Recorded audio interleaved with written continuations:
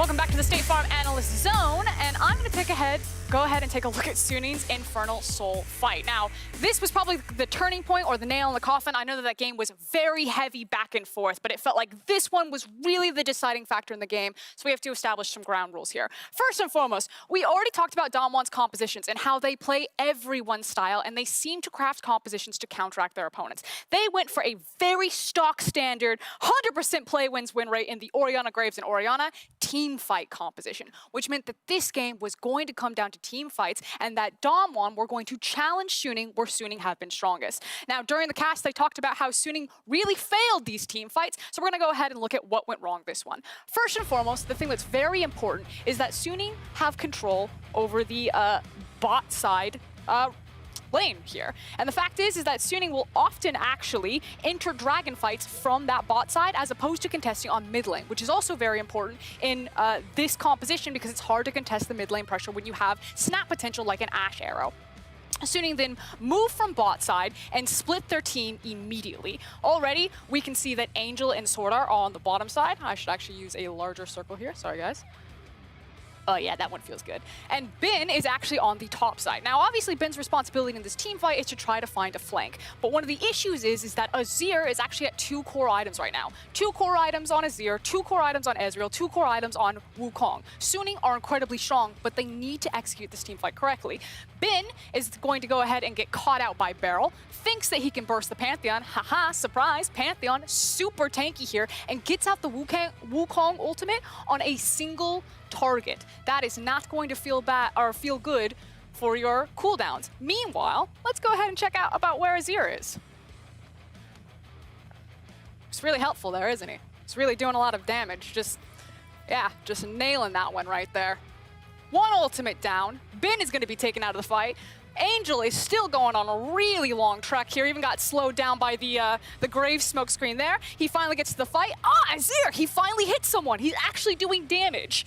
But it's already too late at this point. The other really cool thing that happened in this team fight was the blast cone. It's actually been popped right now, but Canyon did a brilliant job making sure that as he was chasing Huangfeng over the wall, he also got onto the blast cone range and popped right over to solo kill the AD carry. Azir didn't get to participate. Wukong used his ultimate on a single target, and that is not the team fight that Suning wanted. And guys, I believe you have more to say, but that was just a very general overview of everything that went wrong. Yes, pretty eviscerating there for someone who, mind you, voted for Suning to win this series. And we've got LCK/EU representative here in Yamato, but we've also got Lyric joining us to give his LPL insight. So let's look at this from both sides then. First up, Lyric, this is not what you want when you're Suning, and you know that you're usually very good in these team fight situations. So what do you attribute it to that in this situation they weren't able to execute the way we're used from them?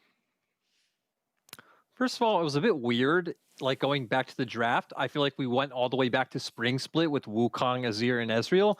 And this is actually when Suning were at their worst because they weren't very good at playing these front-to-back team fights and coordinating the flanks from Bin. And we just saw that this game. I think Frost highlighted it very well. Like, Bin has a typical way to not get the perfect flank angle. Sword Art ends up getting caught out too early. And this was just really a throwback to the worst of Suning that we saw in spring.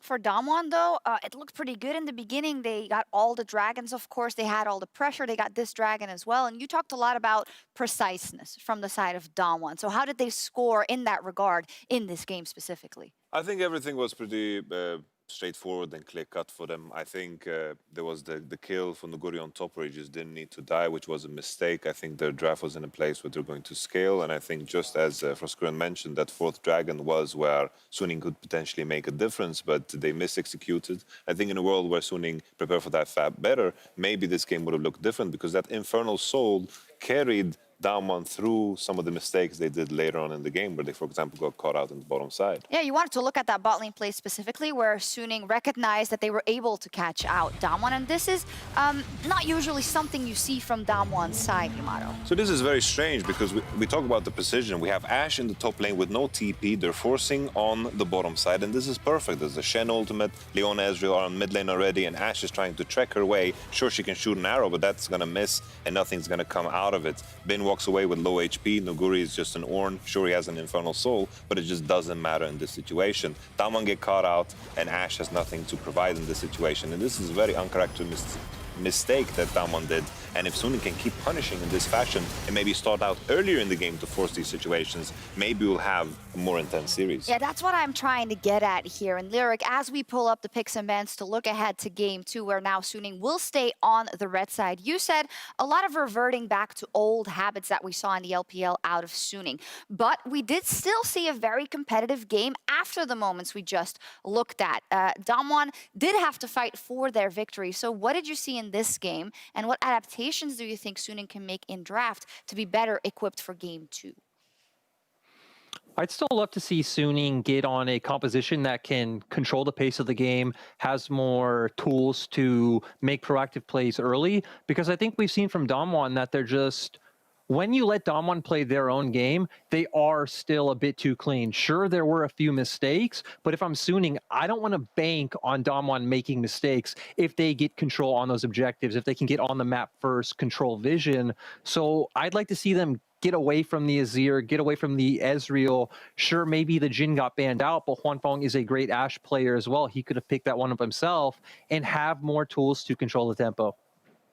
Yeah, I'm with you on that, Lyric. I think it just comes down to putting themselves in a situation where they can force more early skirmishes. That's where I think SOFM and Bin shines. I think that's where Sword Art also gets active. This time around with the Azir in the mid lane, I associate that with inactivity in most cases, unless maybe you're Faker. Bottom side with Ezreal and Leona. Shen in the jungle against Graves. He did fine. He was farming and keeping up, got a couple of kills, but it's not something that was super proactive. They could just impact the Ornn lane, and we know how Ornn functions. He's always going to be the same champion regardless of the state of the game. So I just want to see a high level of activity, because we did in fact see Suning catch Damwon with their pants down a couple of times. And the hope is that they can continue to do that and maybe show a bit also in the early game of this next game, so that we get a very interesting series. So the players are gearing up to get back on stage. But in the meantime, let me tell you about a couple of things you can check out, namely the making of Takeover. There's the World's 2020 Anthem, and that podcast is live on Spotify right now. You can also check out episode 2 of Untold Stories, which is a podcast about the top moments from Worlds from the last 10 years. This episode specifically that is live now is concerning Silver Scrapes, how it became a part of Worlds, and myself and Dash talked to Danny